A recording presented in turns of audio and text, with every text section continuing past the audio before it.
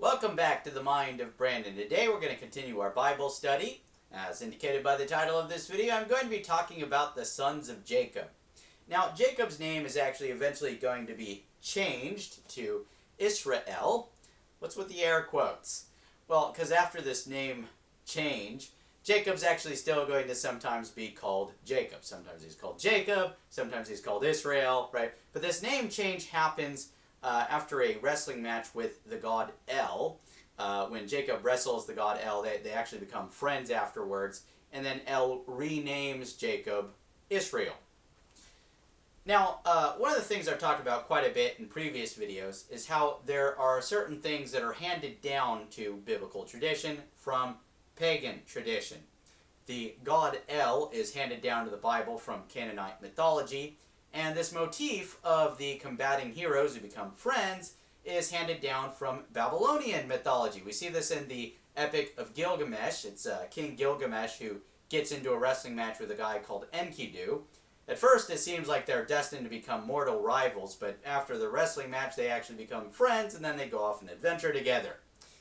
We also see this motif continue in post-biblical tradition. We do see this in the legend of King Arthur, who becomes friends with Lancelot after they do combat. And we also see it in the story of Robin Hood, who becomes friends with Little John, or John Little, where the hell you call him. They become friends after they do combat with each other as well. So, a pretty common motif. We see it in biblical tradition, post-biblical tradition, and of course, pre-biblical tradition. That said, another pretty common motif is the one with the miraculously conceived son, right? We're going to see that a bunch of times throughout the Bible.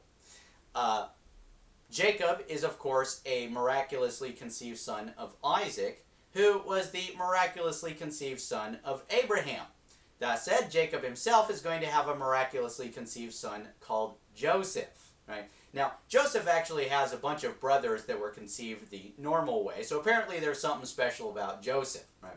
And he does apparently have these prophetic dreams. For example, there's one where the sun, moon, and 11 stars bow down to him. Now, I do want you to try and picture the sun taking a bow, right? This big, freaking fireball out in outer space, right? I have to create this, cartoonish representation of it in my mind, picturing it with, a smiley face, arms, legs. Pretty silly, right? But apparently, these anthropomorphic or humanoid representations of the sun were common in antiquity because, of course, they had these different sun gods that they worshipped across different cultures. And so that's probably the kind of thing that we're supposed to be picturing here, only in this particular case, the sun, moon, and stars are perceived to represent Joseph's father, mother, and 11 brothers. So, these brothers of Joseph don't really like these dreams, this idea of bowing down to Joseph, right? They decide to fake his death, making his parents think that he's dead, when in actuality they've sold Joseph into slavery. So Joseph winds up in Egypt working for a guy called Potiphar, and Potiphar has a wife that takes a liking to Joseph and starts making moves on him. Joseph rejects her advances, and she gets all upset, goes to Potiphar, and accuses Joseph of raping her. Now, this does appear to be another one of these motifs handed down to biblical tradition from pagan tradition. This story takes place in Egypt, and there is an Egyptian story called the Tale of Two Brothers, in which one of the brothers has a wife who accuses the other brother of raping her after he rejects her advances. The two stories end differently. In the Egyptian story, the wife is actually executed for her false rape allegation, whereas in the biblical story, the wife gets away with it. Joseph goes to jail, and he's not released from jail until the Pharaoh finds out about his ability to interpret dreams. The Pharaoh has been having some bizarre prophetic dreams, and he needs someone to interpret them. So Joseph gets out. He actually eventually becomes a high-ranking official in Egypt, becoming the Pharaoh's second in command, right? His vizier, right?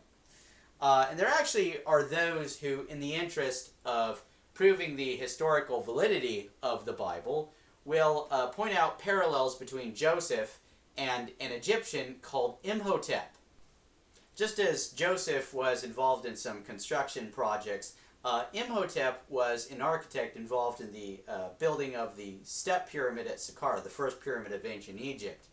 And on top of that, it seems that just as Joseph was the vizier for the biblical pharaoh, who's unnamed, all the biblical pharaohs are just called pharaoh. We never hear more specifying names for them. Imhotep was vizier for the pharaoh of his day, a guy called Djoser. And just as the biblical pharaoh goes to his vizier Joseph for dream interpretation, Djoser goes to his vizier Imhotep for dream interpretation. And both Joseph and Imhotep predict 7 years of plenty and 7 years of famine. On top of that, Joseph has 11 brothers, Imhotep has 11 brothers. I'm not going to go over all the parallels. You guys can go look it up if you want to see the long list of parallels that people come up with. That being said, some of the parallels are actually kind of questionable. On one of them, I saw said that Joseph was involved in building pyramids. I've never seen any version of the Bible that says that, so it's just something to keep in mind when you go looking this stuff up yourself. But anyway, the reason that these religious researchers are pointing out these parallels is because they see it as evidence that Joseph and Imhotep were the same person. But this perspective that Joseph and Imhotep are the same person, this is not a widely held perspective among members of academia, Egyptologists, Bible scholars, etc. Actually, Imhotep was during the Old Kingdom of ancient Egypt, and Joseph, if he actually existed, was probably during the, well, maybe right at the start of the Second Intermediate Period. This is right before a dynasty known as the Hyksos. Hyksos is a Greek name for this dynasty, but the people were Asiatics. They were Shemitic-speaking people, like the Hebrews. Okay, and so if there's any historical validity to this Joseph story, then he was probably there at the start of the rise of the Hyksos dynasty. The Hyksos eventually got expelled by Egyptian rebellions, which were led by a guy called Amos or Yamos. You can pronounce it either way. It means born of Yah, born of the moon god Yah, right? And I will talk more about that in the next video. But anyway, remember that Joseph was having some of his own prophetic dreams. He saw the sun, moon, and 11 stars bow down to him. That was interpreted as his father, mother, and 11 brothers bowing down to him. Well, that does come to fruition when the land of Canaan is struck with famine. Joseph's brothers have to go to Egypt. They have to go to Joseph to get more grain. Okay, and so Joseph is reunited with his family. They do wind up bowing before him. His parents find out, oh, he's not dead. He's been in Egypt this whole time, right? And to make a long story short, we are going to get to see Jacob on his deathbed, basically. There's a scene where his 12 sons are gathered around him. He's an old man, he's dying. And he's describing to each of his 12 sons, what their character is, their purpose, the destiny of their descendants, that sort of thing. And he winds up symbolizing each of them in a way that's actually reminiscent to the 12 signs of the zodiac. And I do want to point out, earlier Jacob was associated with the sun in Joseph's dream, in which the sun, moon, and stars are bowing down to him, right? One of the things we see in antiquity sometimes is a depiction of the zodiac with the sun god at the center.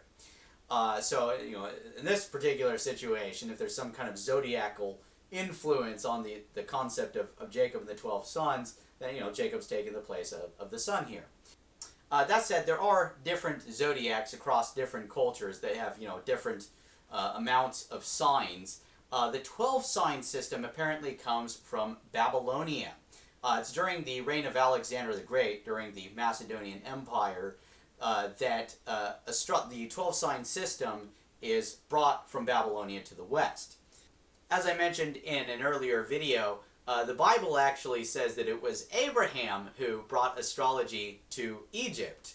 And later in the book of Numbers, there's a scene where the 12 tribes of Israel are gathered around the tabernacle of the Lord. So in this particular case, it would be the tabernacle of the Lord that's taking the center position where the sun would ordinarily be.